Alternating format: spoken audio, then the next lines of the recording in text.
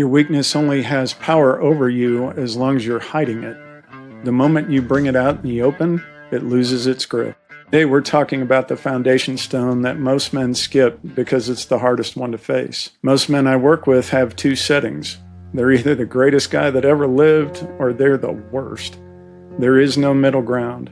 On a good day, everything's fine. They don't need help. They've got it handled. On a bad day, they spiral. They're failures. They're broken. They're unfixable. Here's the thing. Neither one of those are real. They're both performances.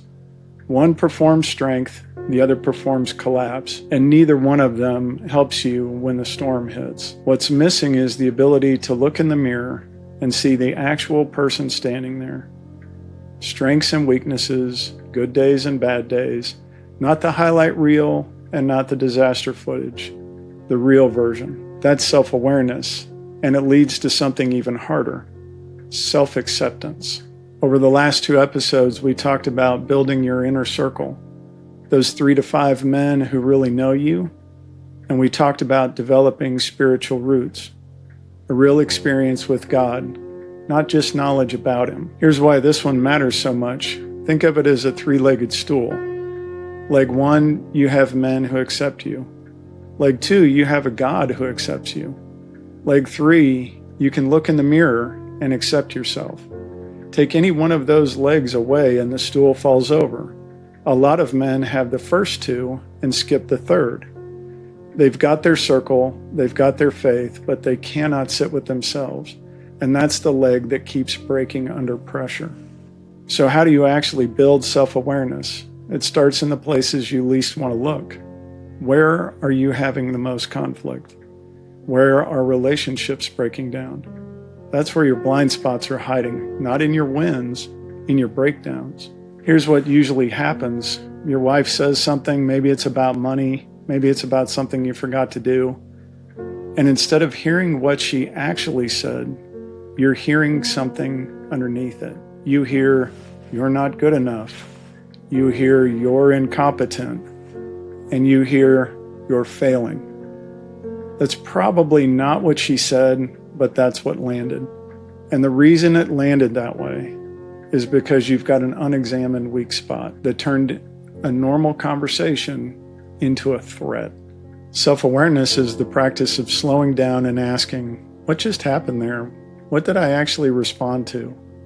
Was I reacting to her words, or was I reacting to something I believe about myself? Tools like journaling, recording yourself, or even just sitting for 10 minutes after a hard conversation and replaying it honestly, those help. But the key word is honestly. Not defending yourself in your own head, actually looking at what you did and why. Now here's where most men stop. They identify the weakness and then they beat themselves up over it. That's not the point. The point is to move from awareness into acceptance. I have strengths. I have weaknesses. Both are true at the same time. And I can accept that without spinning into shame. Here's what acceptance actually does for you. When you haven't accepted your weaknesses, they own you. You spend energy hiding them. You get defensive when someone gets close to one. You live with this low-level fear that somebody's going to find out. That's a kind of hostage situation. Your own flaws are holding you hostage because you refuse to acknowledge them. But the moment you bring a weakness out into the open, that grip loosens. Nobody can expose what you've already owned, and something shifts in how you handle criticism. Instead of feeling attacked when someone points out a flaw, you can say, yeah, I know about that one. Here's what I'm doing about it. That's not weakness. That's the most grounded thing a man can do. Let me give you a practical example of what this looks like. Let's say you're someone who doesn't process information just by hearing it. You need to see it written down, or you need to do it hands-on. The old way, the unaware way, is to get frustrated. You're going too fast. None of this is landing. You need to slow down. That puts it on the other person. That's not advocacy. That's blame. The self-aware way sounds like this. I know I don't retain information well just by hearing it. Can we write this down or walk through it together so I can process it? Same problem, completely different approach. One comes from hiding the weakness and blaming someone else. The other comes from owning the weakness and asking for help. That's what self-acceptance makes possible. So now you've got all three legs. You have men who know you and accept you. You have a God who sees you and accepts you. And you can look in the mirror deeply and see a person you accept. That gives you peace. Not the kind of peace where nothing goes wrong, the kind of peace where when it does go wrong, you don't crumble, you don't run, you don't pretend it's not happening. You face it because you're standing on something solid. When storms come, and they will, that stool holds. Here's a step you can take this week. Think about the last conflict you had. Could be with your wife, your boss, a friend.